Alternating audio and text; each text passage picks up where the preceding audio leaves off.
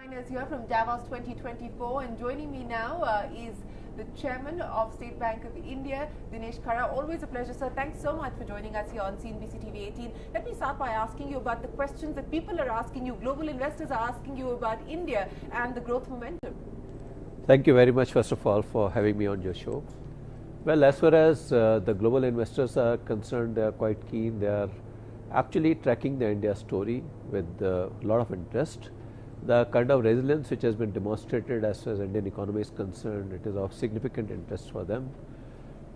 Many of them are very keen to look at their supply chain relocation, and they want India to be part of the supply chain. So I think to that extent, India's story is quite promising. And apart from the many other things, the green initiative of India, and more so in terms of solar, renewable, battery, EVs, these are the kind of things which are also attracting a lot of interest from the global investors.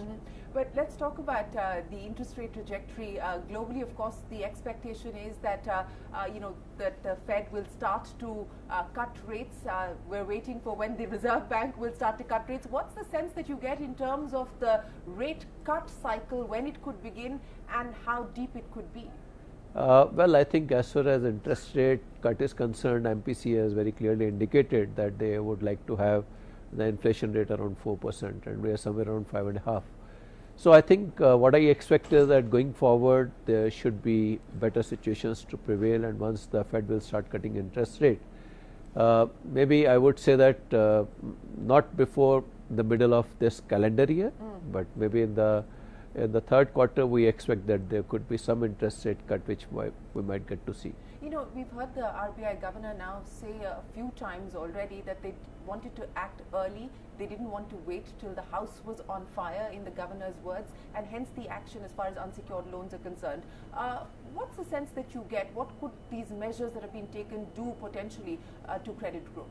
I think it was one of the responsibility of Reserve Bank of India to ensure that there should be healthy growth in credit.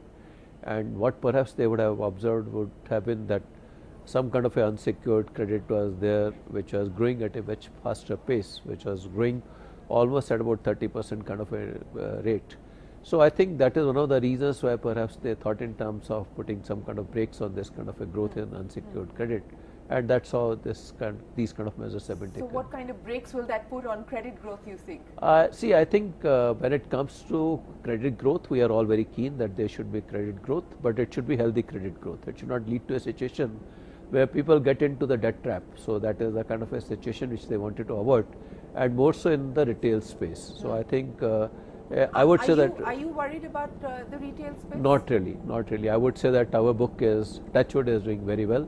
When it comes to our gross NPA, even in the retail book is less than 0.60. So that I think is something which gives us a adequate comfort. And moreover, our unsecured is better than secured in the sense that we offer it to those who are maintaining their salary accounts with us, and we have got a very clear trajectory in terms of the salary credits, etc. So that to that extent, our underwriting is much better, and we don't have less than 50,000 kind of a number, which was a cause of concern for Reserve Bank of India. So the other measure that the RBI has taken on credit deposit ratio, there is no mandate, but there is a guidance that the Reserve Bank has offered to the banking system. How do you see that impacting banks? No, again, I think the intention is to ensure that the system should not go overheated. If at all credit deposit ratio for many banks goes beyond 100%, that very clearly means that there is overheating.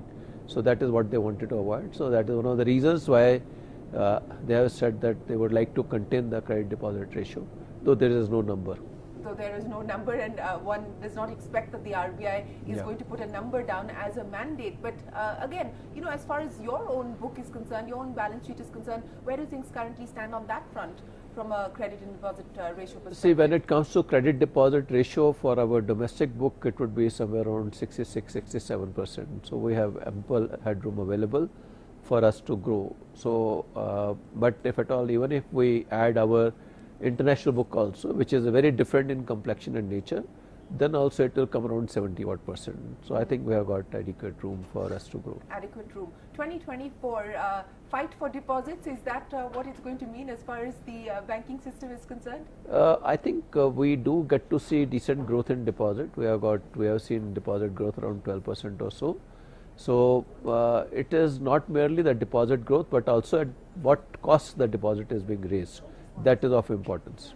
Well, Mr. Khara, always a pleasure. Thanks so much for joining us on CNBC-TV18. Thanks very much for your time. That is the SBI chief here with us on CNBC-TV18. We are going to take a break. The conversations will continue. We'll be joined by Bill Gates in just a moment from now. Don't go anywhere. We're back in a moment.